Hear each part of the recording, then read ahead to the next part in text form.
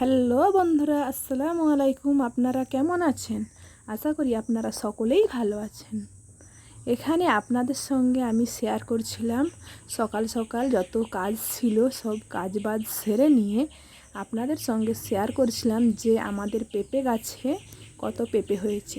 পেঁপে গাছগুলো আমাদের বাড়ির উঠানে। এখানে একটা গাছে একটা পেঁপে পেকে গিয়েছে। এটা অনেক আগেই হয়েছিল।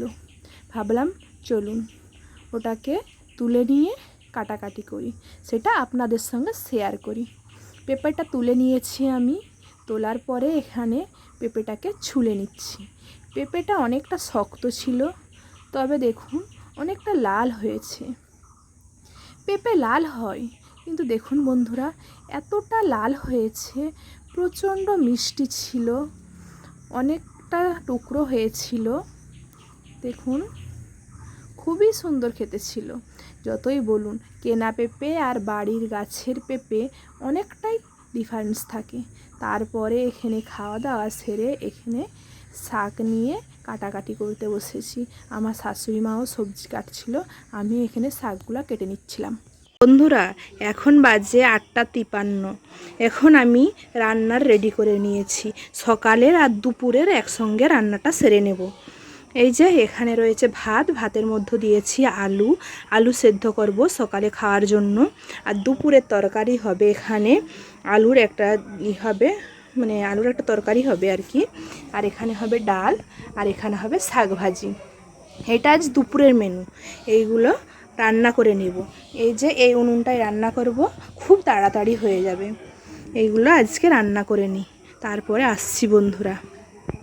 আমি 8:53 রান্না করতে শুরু করেছিলাম, এখন বাজে 9:39। এখানে আমার রান্না কমপ্লিট। দেখুন বন্ধুরা, এই যে এখানে রয়েছে গরম গরম ভাত, কত ধোঁয়া উঠছে। এখানে রয়েছে এই যে একটা তরকারি,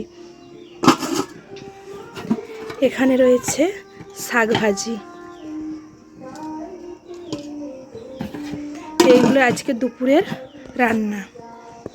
এই যে রান্না কমপ্লিট হয়ে গিয়েছে। দেখুন উনানে রান্না করার কত সুবিধা, খুব তাড়াতাড়ি হয়ে যায় এবং রান্না খুব টেস্টি হয়। কিন্তু দেখুন বন্ধুরা, এই হাঁড়ি মাজতে একটু কষ্ট হয়। এই যে হাঁড়ির গায়ে আমরা তেল লাগিয়ে নিই, যাতে খুব তাড়াতাড়ি হয়ে যায়, পরিষ্কারটা হয়ে যায়। বন্ধুরা রান্না বান্না সেরে এই যে ফ্যানের নিচে বসে রেস্ট নিচ্ছি। প্রচণ্ড গরম লাগছে। এই যে শুয়েছিলাম, শুয়ে রেস্ট নিচ্ছি। আমার শ্বশুরমশাই আমার ছোটো ছেলেকে নিয়ে স্কুলে এই যে খিচুড়ি দেয়, খিচুড়ি আনতে গিয়েছে। খিচুড়ি আনলে আমার ছোটো ছেলেকে খাওয়াবো। আমি এখানে একটু রেস্ট নিচ্ছি, প্রচণ্ড গরম লাগছে। শুয়ে রেস্ট করছিলাম, হঠাৎ দেখি আমার ভাই এসেছে। এটা হলো আমার ভাই। আমার বাবার পুকুরে মাছ ধরা হয়েছে, মাছ নিয়ে এসেছে যে আমায় ফোন করে আসেনি। এই যে এটা মাছ, এই মাছটা নিয়ে এসেছে। এই মাছটা ছিল পাঙ্গাস মাছ। এই মাছটা আমি ঝুড়িতে ঢেলে নেব, তারপরে আপনাদেরকে দেখাচ্ছি। মাছটা ছিল অনেক বড় সাইজ, তাই এখান থেকে টুকরো করে অনেকে দিয়েছে, আমাদের বাড়িতেও দিয়ে পাঠিয়েছে। আমাদের বাড়িটা 6-7 কিলোমিটারের ডিফারেন্স। আমার বাবা আমার ভাইকে দিয়ে পাঠিয়েছে। এসেছে একদম ফোন করে জানায়নি। আমার ভাই থাকবেও না, মাছটা দিয়ে এক্ষুনি বাড়ি চলে যাবে। আমার ভাই এসেছে, আমার বড় ছেলেও নেই, ছোট ছেলেও নেই।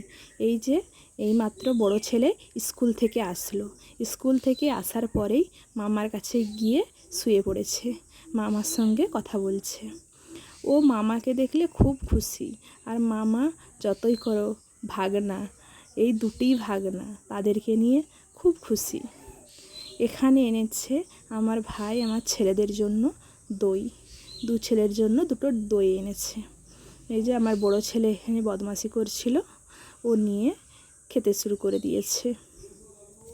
আমাদের দুপুরে রান্না কমপ্লিট হয়ে গিয়েছে। তারপরে যে মাছটা এনেছে এই মাছটাকে রান্না করে নেব। দুপুরে খুব একটা ভালো তরকারি নাই, তাই মাছটাকে রান্না করে নেব। এখানে 2 পিস মাছ আমি তুলে রেখেছি, কারণ আমার 2 ছেলের জন্য ভাজি করব। ওরা মাছ খেতে খুব একটা পছন্দ করে না। এখানে এই মাছগুলো কাঁচা রান্না করে নেব। এখানে আমি মাছগুলো দিলাম, মাছের উপরে পেঁয়াজ বাটা দিলাম। তারপরে এখানে সব মশলাগুলো রেডি করে রেখেছিলাম। এখানে দিচ্ছি হলুদের গুঁড়া, পরিমাণ মতো হলুদের গুঁড়া দিচ্ছি। তারপরে এখানে দিচ্ছি মরিচের গুঁড়া। মরিচের গুঁড়াটা একটু অল্প পরিমাণে দেবো, প্রচণ্ড পরিমাণে ঝাল রয়েছে। তারপরে দিচ্ছি এখানে লবণ, লবণটা স্বাদ অনুসারে দিচ্ছি। এখানে আরও একটু লাগছে, তাই আবার দিয়ে নিচ্ছি। এখানে রয়েছে সরিষার তেল, সরিষার তেলটা দিয়ে নিচ্ছি। তারপরে এখানে মাছটাকে ভালো করে মিক্স করে নেব। এক হাতে মিক্স করা সম্ভব হচ্ছে না, তাই ক্যামেরাটা রেখে ভালো করে মিক্স করে নেব। এখানে মাছটা ভালো করে মিক্স হয়ে গিয়েছে। মিক্স হওয়ার পরে পরিমাণ মতো জল দেব। এখানে পরিমাণ মতো জল দিয়ে নিয়েছি। তারপরে এখানে বাড়িতে তেজপাতা ছিল না, তাই গাছের তেজপাতা তুলে এনে দিয়েছি। এখানে আমি উনানটা জ্বালিয়ে নেব। দেখুন বন্ধুরা, গ্যাসে রান্না করলে করা যেত, কিন্তু মাটির উনানের রান্না খুবই টেস্টি হয়, তাই আমি এসে এই উনুনটাই আবার রান্না চাপিয়ে দিলাম। রান্না চাপিয়ে আসে দেখছি আমার ভাই বলছে আমি বাড়ি চলে যাব। এই যে আমার ভাই বাড়ি চলে যাচ্ছে। আমি ছোটো ছেলেকে বলছিলাম টাটা দিয়ে দাও মামাকে, ও টাটা দিচ্ছে। আমরা সবাই দাঁড়িয়েছিলাম, আমার ভাই বাড়ি চলে গেল। এখানে এসে দেখছি আমার বড় ছেলে যে দইটা এনেছিল তখন রেখে দিয়েছিল, তারপরে এখানে খেতে শুরু করেছে। আমার ছোট ছেলেকেও খাওয়াচ্ছিলাম, ভাবলাম চলুন একটু ক্যামেরা করি। এই যে এখানে ছোট ছেলে বড় ছেলে সবাই খাচ্ছে। দেখুন দইটার খুব সুন্দর টেস্ট ছিল। আমার হাজব্যান্ড ছোট ছেলেকে খাইয়ে দিচ্ছিল। ও যে মুখটার কি অবস্থা করেছে তাই দেখুন। ও তো খুব ভালো করে খেতে পারে না, যতটুকুই দেই মুখের বাইরে চলেছে। ভালো করে খাওয়ানোর চেষ্টা করছিল, কিন্তু মুখ দিয়ে বাইরের দিকে আসছিল। আমি বলছিলাম টাটা দাও, ও টাটা দিচ্ছিল। অনেক কিছু বুঝতে পারে। ওর দইটা খাওয়া হয়ে গেলে ওকে স্নান করিয়ে দেব। গোটা গায়ে মারছে। তারপরে এখানে আমি রান্না করতেছিলাম যে মাছটা, সেটা রান্না কমপ্লিট হয়ে গিয়েছে। দেখতে খুব সুন্দর হয়েছে, খেতেও আশা করি খুবই সুন্দর হবে। দেখতে খুবই লোভনীয় লাগছে। আমাদের বাড়িতে সবাই পাঙ্গাস মাছ খায়।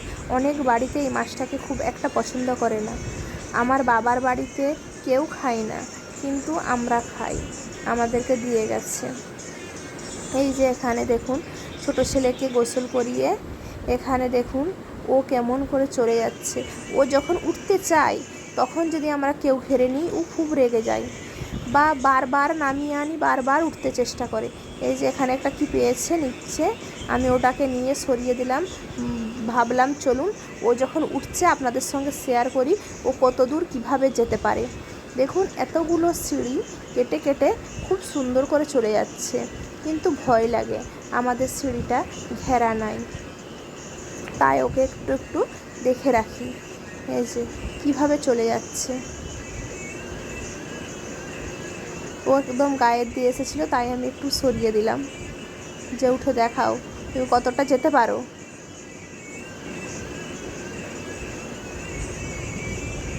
দেখুন বন্ধুরা পুরোটা কিভাবে চলে গেল।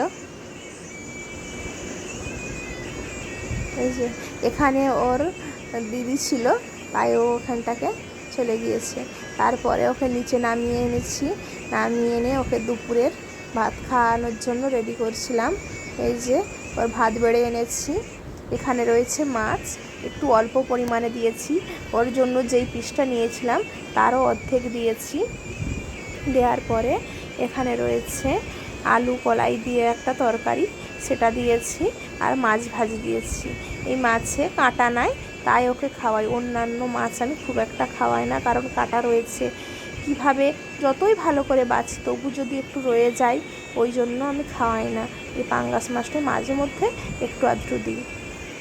এখানে ওকে জিজ্ঞাসা করছিলাম তুমি কোনটা খাবে, ও এটাকে নিয়ে দেখাচ্ছিল। ওর যেটা পছন্দ ওকে যদি জিজ্ঞাসা করা হয় ওর সেটাই দেখাবে।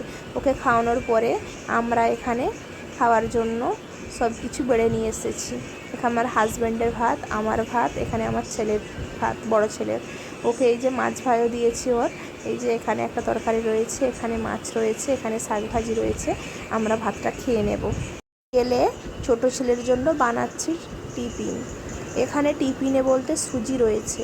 আমার ছোট ছেলে সুজিটা প্রচণ্ড পরিমাণে পছন্দ করে, মানে সুজি হলে যতটা দেব খেয়ে নেবে, অন্য কিছু খুব একটা পছন্দ করে না।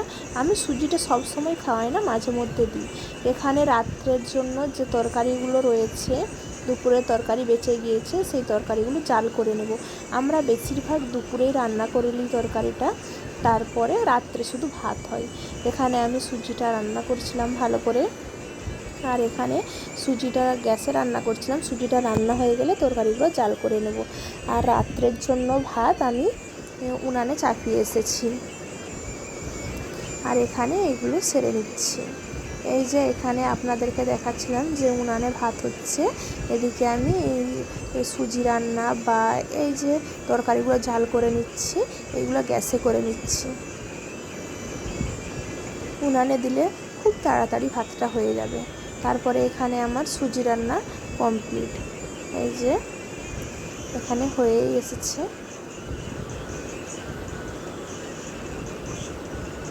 বন্ধুরা, আপনাদের যদি ভিডিওটা ভালো লাগে আপনারা লাইক, কমেন্ট, শেয়ার ও সাবস্ক্রাইব করবেন। এখানে তরকারিটা সুজিটা রান্না হওয়ার পরে এখানে তরকারিগুলো জাল করে নিচ্ছি। আজকের মতো আসি বন্ধুরা, আসসালামু আলাইকুম।